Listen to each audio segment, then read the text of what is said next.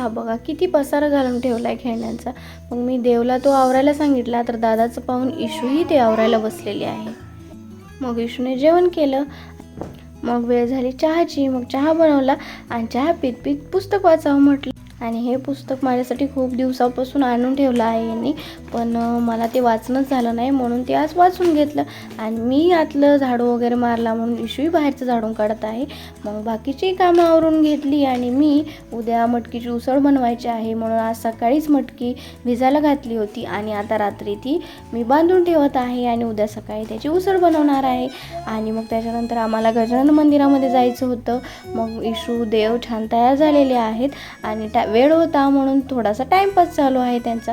आणि मग त्याच्यानंतर आम्ही गेलो मंदिरामध्ये आणि छान तिथे मंदिर खूप छान सजवलं आहे आणि इशू देवाकडे छान अशी प्रार्थना करत आहे, म्हणत आहे माझ्या पप्पाला सुखी ठेव, माझ्या मम्माला सुखी ठेव, असं सर्व काही जयबाप्पाला ती सांगत आहे.